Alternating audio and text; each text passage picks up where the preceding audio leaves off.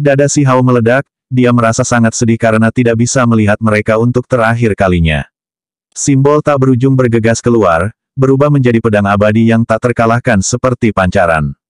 Gambar kekosongan istana abadi perunggu diledakkan, menjadi redup dan tidak jelas. Huang Yu benar-benar ketakutan, merasa seolah-olah hari penghakiman akan turun.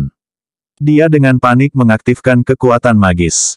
Semua energi vital tubuhnya dinyalakan, berubah menjadi energi paling mendasar untuk mendukung istana abadi perunggu dalam upaya membantunya mengeras dan muncul kembali. Istana perunggu itu benar-benar menjadi sedikit lebih berbeda. Itu menunjukkan kekuatannya sekali lagi memproyeksikan dirinya ke alam bawah. Tulang makhluk tertingginya adalah satu-satunya yang hanya memiliki sedikit kerusakan. Hanya jika dia ingin menghancurkannya sendiri, itu akan pecah. Akhirnya itu meledak di dalam tubuhnya. Sesosok kecil duduk di atas tulang makhluk tertinggi yang hancur. Itu berbalik dan memberi Si Hao pandangan, dan kemudian bergegas ke depan. Itu adalah Dao Si Hao, hukum alam yang dihasilkan secara bawaan di dalam tubuhnya. Sekarang, itu benar-benar meledak tanpa ada kesempatan untuk kembali. Itu menjadi cahaya pemusnahan yang bisa menghancurkan semua makhluk hidup. Istana abadi perunggu ditembus. Itu dengan cepat menjadi redup, dan kemudian menyebar, menghilang ke dalam ketiadaan. Tidak ada cara baginya untuk bertahan melawan kekuatan ini. Sepotong tulang makhluk tertinggi terbang, meledak melalui dadanya dan mengeluarkan banyak darah. Huang Yu berjuang dengan semua kekuatannya, tetapi terlalu sulit untuk berjuang bebas. Tulang makhluk tertinggi membanting Huang Yu ke tanah, membuat tubuhnya terbelah menjadi beberapa bagian dan menghapus kekuatan hidupnya, kemudian itu menembus dahinya. Kepalanya benar-benar hancur berkeping-keping. Kemudian, itu mulai terbakar. Roh primordial di dalam tengkoraknya berjuang saat terhuyung-huyung di tepi hamburan. Ia berkata, 7 dewa turun ke alam bawah, tetapi semuanya mati. Ini benar-benar akhir yang menyedihkan. Dengan potongan karat istana perunggu, bentuklah bunga kutukan. Berbunga untukku, dia menggunakan teknik hebat, karena dia takut Si Hao akan bertahan hidup melalui suatu kebetulan. Beberapa fragmen terakhir dari tulang makhluk tertinggi terbang, benar-benar memusnahkan Huang Yu. Daging dan roh primordialnya meledak, berubah menjadi abu. Tidak ada yang tersisa. Si Hao menghancurkan tulang makhluk tertingginya sendiri, jadi suasana hatinya secara alami sangat rumit. Setiap bagian tubuhnya mulai hancur berantakan. Tulangnya hancur dan dagingnya meledak, mengirimkan rasa sakit yang menyengat ke seluruh tubuhnya. Si Hao berada di ambang menghilang selamanya dari dunia ini. Semangat primordialnya menjadi redup, hampir hancur. Pada saat-saat terakhir, Si Hao menutup matanya. Banyak hal muncul di benaknya, terbang melewati satu demi satu seolah-olah itu baru saja terjadi kemarin. Kenangan yang emosional membuatnya merasa enggan. Itu karena pada saat terakhir ini, dia tidak bisa bertemu siapapun. Kenapa aku belum mati? Si Hao berkata dengan lembut. Dia melihat dirinya sendiri mati, mengirim dirinya keluar dari dunia ini dan tertidur selamanya. Namun, untuk beberapa alasan, waktu tampaknya telah berhenti untuk waktu yang sangat lama. Kemudian dia melihat bintik-bintik cahaya warna-warni hijau berdesir keluar menghentikan lukanya. Itu memperbaiki retakan di tengkoraknya dan membuat waktu seolah membeku. Pada saat yang sama, pecahan tulang, potongan daging, dan bagian bawah tubuhnya yang telah terbang ke segala arah semuanya ditarik kembali oleh kekuatan misterius. Sebuah cabang hijau yang membawa manik-manik menata ulang tubuhnya, itu adalah cabang Dewa Willow. Ketika Si Hao pergi ke sarang Kun Peng Laut Utara, Dewa Willow menghadiahkannya sepotong cabang Willow dan menyuruhnya untuk merawatnya. Jika ada bahaya, dia bisa memanggilnya, hanya saja, dia tidak pernah menggunakannya. Namun, sekarang Dewa Willow pergi melalui gerbang primordial, cabang ini kehilangan keefektifannya. Dia tidak bisa menggunakannya untuk memanggil Dewa Willow lagi. Cabang Willow bersinar, mereka memasuki tubuh rusak Si Hao dan menghubungkan dagingnya yang hancur. Itu melakukan kebangkitan yang memulihkan vitalitasnya. Si Hao merasa sulit untuk percaya bahwa dagingnya benar-benar menyatu kembali, muncul kembali di hutan pegunungan ini. Tulang makhluk tertinggi juga dipandu kembali. Hanya sekarang ia telah kehilangan sepertiga dari dirinya yang asli. Sebagian telah terbakar dalam badai energi yang mengerikan itu. Ini adalah sisa-sisa yang rusak. Si Hao memeriksa dirinya sendiri, menemukan bahwa ada beberapa simbol unik pada tulang dan dagingnya yang berbenturan dengan vitalitas cabang Willow. Ini adalah jenis hukum alam yang menghancurkan tubuhnya. Dagingnya tidak lagi stabil dan berada di ambang kehancuran lagi. Hukum alam istana abadi bergabung dengan tubuhku. Si Hao dengan hati-hati memeriksa dirinya sendiri dan memahami apa yang terjadi. Dia menghela nafas. Pada akhirnya dia masih akan mati. Hukum alam istana abadi bergabung bersama dengan dagingnya, melakukan penghancuran menyeluruh untuk membunuhnya sepenuhnya. Si Hao menarik napas dalam-dalam. Dia masih bisa eksis sementara di dunia ini untuk waktu yang singkat. Dia perlu memanfaatkan momen ini. Dia berdiri dengan tubuhnya yang sangat parah. Tubuhnya berada dalam kondisi yang sangat mengerikan. Dia duduk di tanah, memegang cabang willow itu dan memusatkan seluruh perhatiannya untuk menyerap dan memperbaikinya. Cabang itu juga pecah menjadi lampu hijau untuk memberi makan daging dan tulangnya. Segera setelah itu, seluruh cabang willow menghilang. Dia merasakan kekuatan besar dari cabang willow ini. Bagaimanapun, ada hukum alam. Si Hao merasa sedikit lebih baik. Dia memeriksa dirinya lagi. Setelah terdiam lama, dia kemudian menghela nafas ringan. Hukum alam istana abadi masih ada, dan kekuatan penghancurnya tak henti-hentinya memukuli tubuhnya. Selain itu, ia menemukan bahwa beberapa simbol khusus muncul di daging dan tulangnya. Ketika dia memeriksanya dengan cermat, mereka seperti karat tembaga, kasar dan hijau berbintik-bintik. Ini adalah bagian dari karat dari istana abadi perunggu yang telah disempurnakan menjadi simbol kutukan. Itu aneh dan misterius. Setelah melakukan kontak dengan seseorang, individu itu pasti akan jatuh, bahkan cabang Dewa Willow tidak bisa menyembuhkan kutukan ini. Dia menemukan kotak perunggu berharga di dekatnya, serta beberapa senjata yang rusak dan patah. Tulang makhluk tertinggi telah pecah, dan meskipun telah disatukan, hanya 2/3 yang tersisa. Ini adalah fondasinya, akar daunnya. Jika dia kehilangannya lagi, itu sama dengan kehilangan asalnya. Satu-satunya hal yang beruntung adalah bahwa untaian darah surgawi masih ada di sana, tepatnya darah yang memberi makan tulang makhluk tertinggi. Si Hao berpikir sendiri sambil berjalan. Dewa Willow telah mengatakan sebelumnya bahwa begitu aku mencapai alam tertentu, tulang di tubuhku hanya akan menjadi belenggu yang akan menahanku. Dia mencoba memutuskan apakah akan secara langsung mengarahkan darah makhluk tertinggi ke seluruh bagian tubuhnya, tidak lagi memberinya nutrisi pada tulang ini dan malah menanamkannya ke setiap tulang di tubuhnya. Namun, Si Hao dengan cepat menggelengkan kepalanya. Bagaimanapun, tulang makhluk tertinggi terlalu penting, kemudian Si Hao segera pergi dari tempat ini. Dia ragu apakah dia akan bertemu orang yang dicintainya sebelum kematiannya atau tidak. Dia mungkin tidak mencapai tempat yang dia inginkan sama sekali. Ada beberapa pembudidaya yang melewati tempat ini. Mereka sangat terkejut melihat seseorang lewat. Mereka turun ke 3 gunung kehidupan. Ketika mereka memasuki pegunungan, mereka langsung tercengang. Reruntuhan yang ditinggalkan oleh pertempuran besar itu terlalu menakutkan. Mereka semua mengungkapkan ekspresi tidak percaya. Si Hao sangat bingung, saat ini, dia benar-benar ingin tetap berada di sisi orang tuanya untuk sementara waktu. Setelah itu, dia akan pergi dan menemukan dirinya sebagai tempat peristirahatan terakhir. Tujuan pertamanya adalah ibu kota Kekaisaran Negara Batu sehingga dia bisa menggunakan altarnya. Ketika mereka melihat Si Hao turun dari langit sambil berlumuran darah, para penjaga kekaisaran semua tercengang. Tubuh mereka gemetar tak terkendali. Apa yang terjadi dengan kaisar manusia? Seluruh tubuhnya dipenuhi luka, dan dia hampir mati.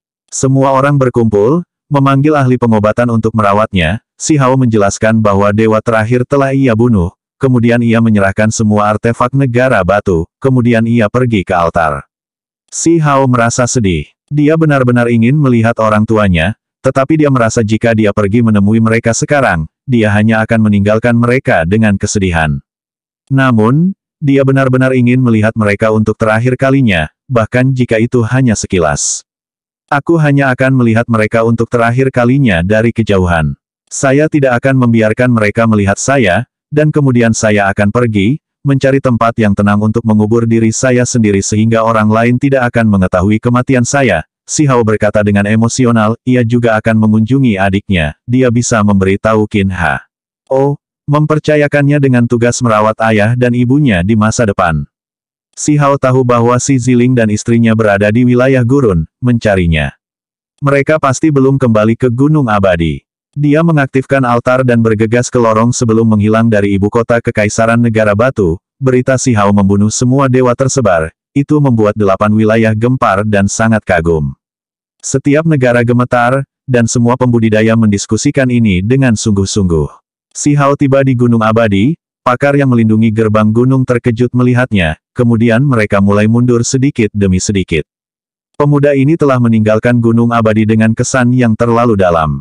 Saat itu karena marah, dia membalikkan gunung 5 fase, mengejutkan ke-8 wilayah. Si Hao berkata, aku tidak datang ke sini untuk bertarung.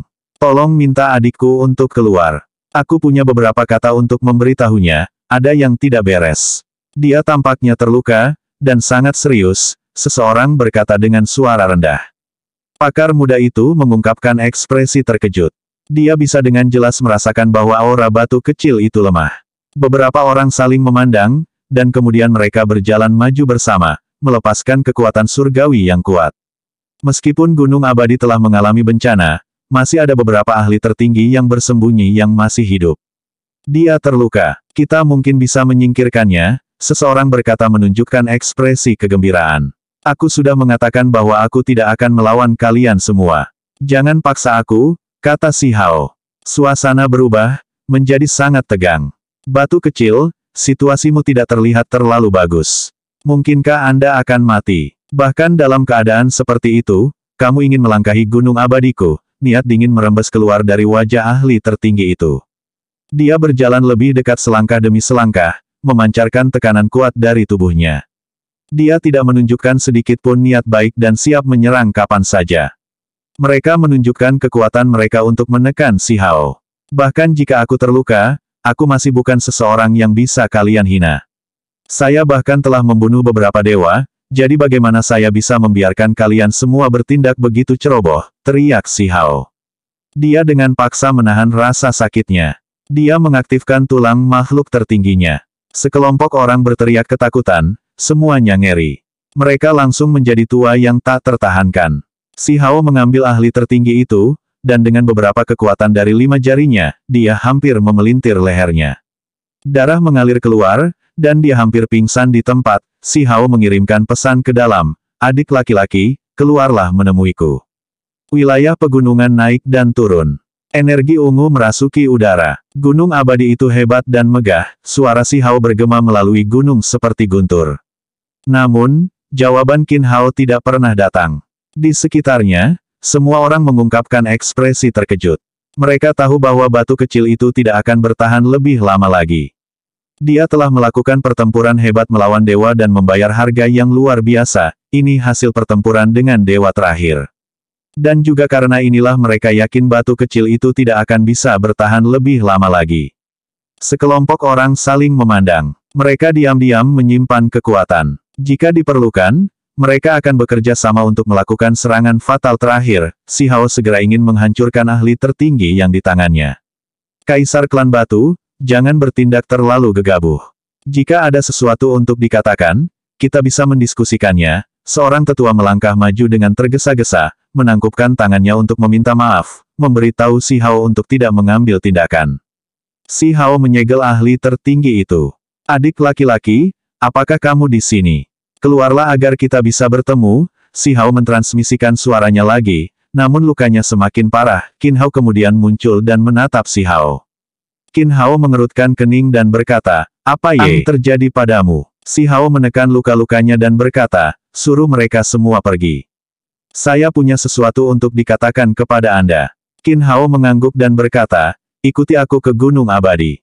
Meskipun orang-orang ini memiliki permusuhan, mereka semua menekan emosi mereka dan tidak lagi menghentikan si Hao. Kedua bersaudara itu duduk bersama. Si Hao tidak menyembunyikan apapun, mengatakan kepadanya bahwa hidupnya akan segera berakhir.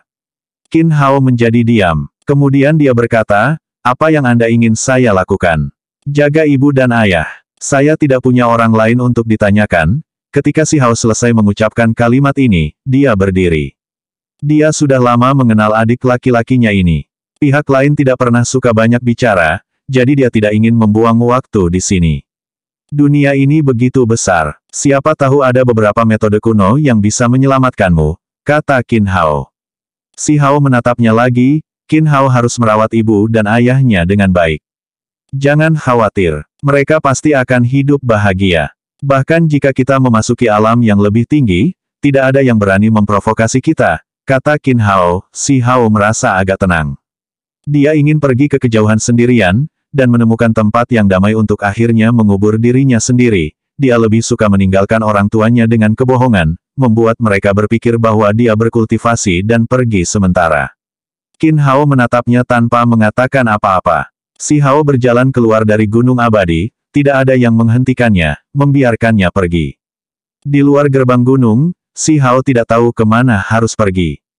Mereka akan merasa sangat patah hati. Qin Hao masih mengikuti pada akhirnya, berdiri di belakangnya dan mengatakan ini. Jelas bahwa dia berbicara tentang Si Ziling dan istrinya. Tidak apa-apa selama kamu tidak memberi tahu mereka. Bagaimanapun, Anda akan pergi ke alam yang lebih tinggi, jadi mintalah mereka pergi bersama Anda. Si Hao tidak berbalik. Selamat tinggal. Saya pergi. Dia terbang ke udara dan menuju kota besar terdekat untuk mencari altar untuk membantunya melakukan perjalanan kembali. Blackrock City adalah kota berskala agak besar. Karena dibuat dari batu hitam pekat, ia menerima nama ini. Si Hao pergi ke sana dan mengetahui altar di sana rusak. Dia mulai mengotak-atiknya. Dengan batu pemogokan surgawi di sisinya selama tahun-tahun ini, dia belajar sedikit tentang formasi juga. Dia ingin mencoba dan memperbaikinya sehingga dia bisa membuka bagian. 1 jam kemudian, pemulihan berhasil. Dia menjadi lebih lemah. Dia tidak bisa menunggu lebih lama lagi dan harus bergegas kembali ke wilayah gurun. 2 sosok bergegas dari udara. Tepatnya Si Ziling dan istrinya. Mereka sangat khawatir dan bermasalah selama beberapa hari terakhir ini. Mereka berada di dalam wilayah gurun selama ini, mengejar Si Hao. Namun, mereka selalu terlambat. Setelah setiap pertempuran, dia akan selalu melakukan perjalanan jauh ke tempat yang berbeda. Mereka takut bahwa mereka tidak akan pernah bertemu putra sulung mereka lagi dan berpisah selamanya. Mendengar berita Si Hao mengalahkan dewa itu membuat mereka lega. Si Ziling dan istrinya menjadi semakin khawatir. Untungnya, mereka belajar beberapa hal dari penjaga kekaisaran Istana Negara Batu dan menyimpulkan tujuannya dari simbol yang ditinggalkan di altar leluhur. Untungnya, ketika mereka bergegas ke Gunung Abadi, mereka mengetahui bahwa Si Hao baru saja pergi. Mereka buru-buru mengejarnya. Si Hao merasakan dorongan untuk membuka lorong dan berbalik untuk pergi, tetapi dia tidak bisa melakukannya. Dia sudah ditemukan, jadi dia mungkin tidak bisa menyembunyikan sesuatu lagi. Haur, apa yang terjadi? Qin Yining berteriak ketakutan, dia sangat ngeri tangan dan kakinya menjadi dingin.